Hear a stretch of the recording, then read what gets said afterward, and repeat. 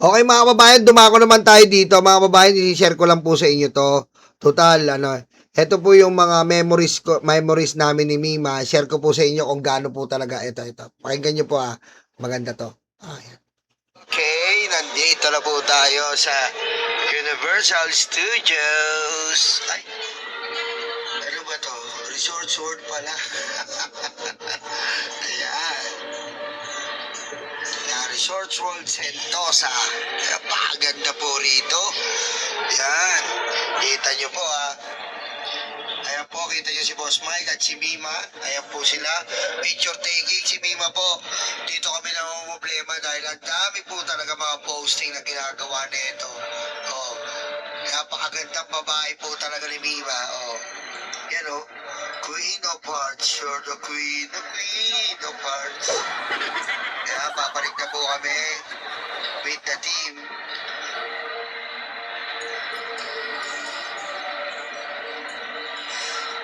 Sentosa. Ayan po yung naka-Singapore kami. Ayan Ito si Xing Yuxuan.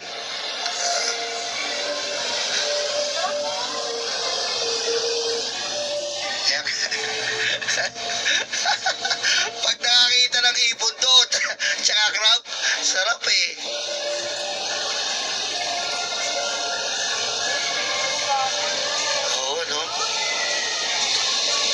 Akit tayo para pakita sa inyo ang view. May talent piga dito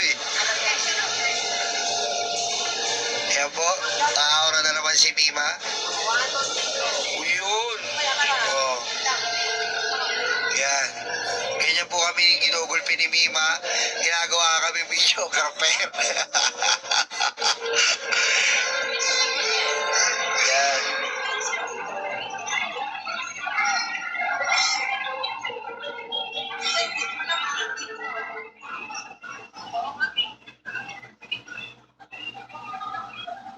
Kaya pala na ganyan damit para ipakita yung likod, no? Yung pala yun, magandang dilag,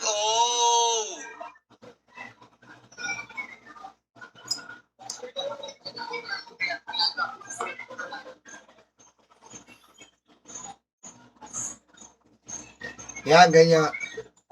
Ganyan po, mga kababayan, ganyan po si Mima. Ayan po yung namin. Ayan po yung ganyan po si Mima. Talagang pagod kami dyan kasi parang bata talaga. Alagaan mo. Ayan, alagaan mo siya. Tapos, ayan, ito po yung sumakay kami sa Sinama ko na lang dito sa Singapore. Paano kasi? Hindi kasi nagda-diet. Tingnan nyo. Patapang na talaga ni boss. Diba?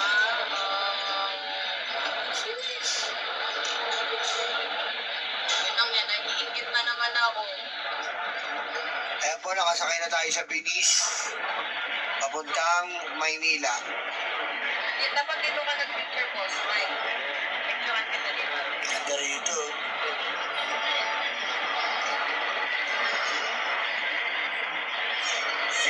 Say hi, boss. Isa pa.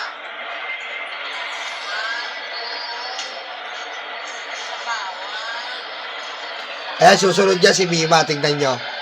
Hindi papahuli palagi yung hype na yan Hindi papahuli palagi. Maganda yung 0.5 na lang.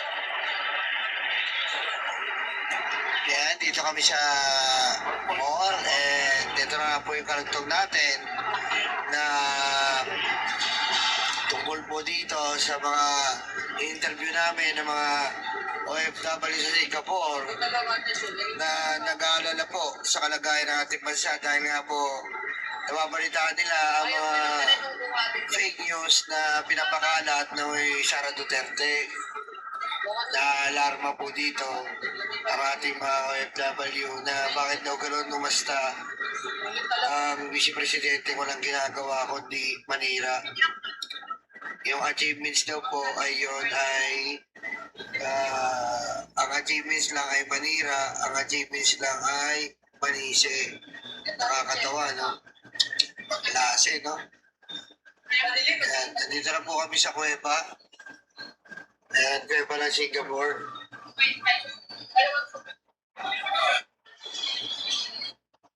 Ayan, si Mima na. Ayan, nakikita niyo po si Mima, walang kasawa-sawa sa mukha niya. Ayan, oh. Kita mo, oh.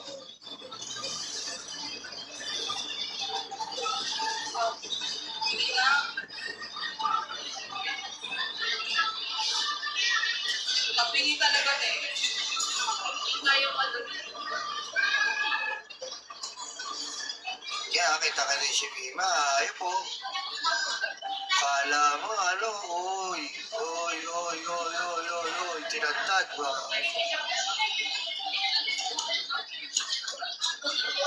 Diba? Yan po si Mima, sobrang ano niya. Talaga, Mark Severa Travel and Tours. talaga, basta ano, no? Utang lang kasi yun. Eh, Mark Severa Jewelry, shoutout mo naman. Pag na lahat pa, inutang pati buhay ko.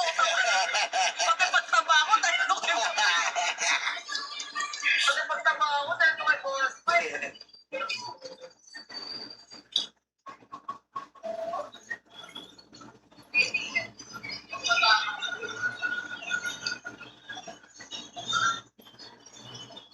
Yan po yung nasa Ayan po yung nasa Singapore kami. Tsaka ito nakakatuwa to kung paano po kami mag-aasaran talaga. Ito mo nakakatuwa. Kung paano kami mag-aasaran. Ito.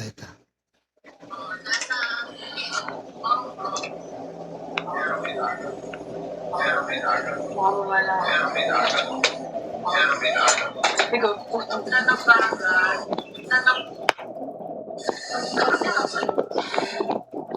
Nakapano mo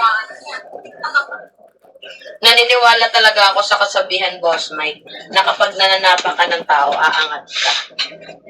Hinahanapak? Oo, tingnan mo, tinatapakan natin si Sarah. Maraming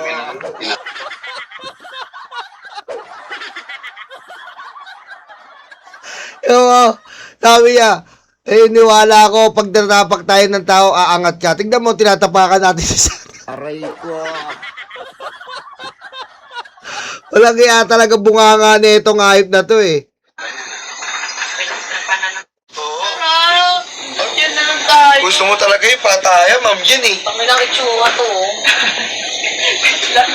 Ano mo gagawa? Ganyan talaga yung buha ko. Kasi na buha yun. Mukha kayo ka din eh. Meron ganun.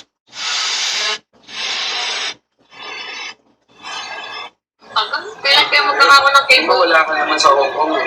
Nandito ka naman sa... Kailan kaya Boss Mike magkakaroon ng ano? Ng cable car ang Pilipinas? Kapag hindi na nagnanakaw si Martin. Si Martin na naman yung nag-uulog. Pwede namang si Sarah Duterte. Si Martin na naman. Narinig niyo yun? Sabi ni Mima, kailan kaya Boss Mike kapag magkaka-cable car tayo katulad ng Singapore? Sabi ni Boss Mike, kapag hindi na nagnanakaw si Martin. Aray ko. Diba? Ganun kami. Ganun po kayo mag-aasaran. Ganun po talaga kayo mag-aasaran. Diba?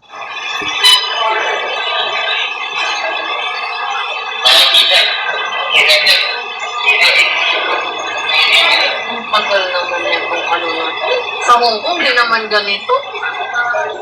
Ang tagal. Kailan kaya magkakaroon ng cable? Wala ka naman sa Hong Kong eh. Nandito ka naman sa... Kailan kaya Boss Mike magkakaroon ng ano? Ng cable car ang Pilipinas? Kapag hindi na nagnanakaw si Martin. Si Martin na naman yung nag-uulog.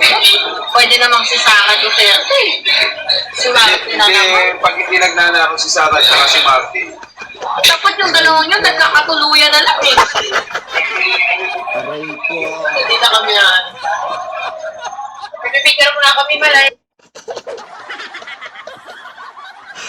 Ganun po kami, mga kababayan. Kaya nga nakikita nyo, binabalatan ni Boss Mike si Martin. binabanata namin si, ayan, kami nagtatanggol, di ba? Kami nagtatanggol, binabanata namin si tawag dito, binabanata namin si Sarah. Sabi ni Mima, ano ba yan? Pwede ba naman, hanggang dito ba naman, si Martin pa rin? Sabi niya, si Martin pa rin. Pwede naman si Sara Duterte. Sabi ni Mima. Tapos sabi ni Mima, dapat nga si Martin tsaka si Sara magano na lang magjowa na lang Aray ko. Diba? Kaya yun po, nakakamiss talaga kay Mima Alam niyo po, nakakamiss po talaga kay Mima. And gusto po natin magpasalamat sa inyo, mga kababayan, mga karayuma.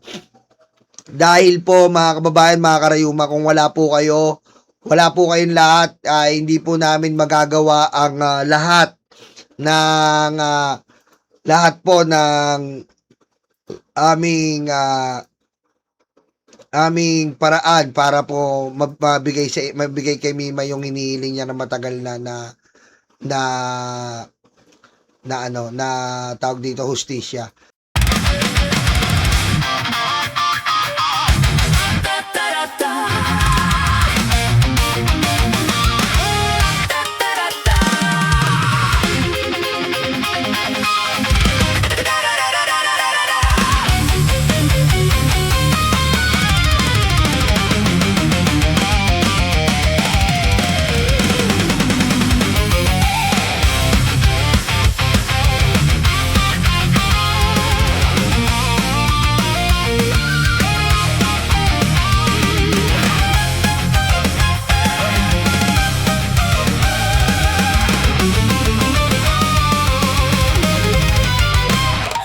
Madilim daw ang paligid, putukan daw ay maririnig.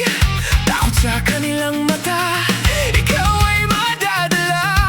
Huwag kang palinlang kaibigan, hudas na 13 yan. Sinira nila ang Senado, sobrang ganid mga ito.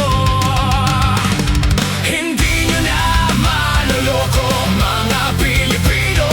Gising na gising kami sa kabobohan nyo.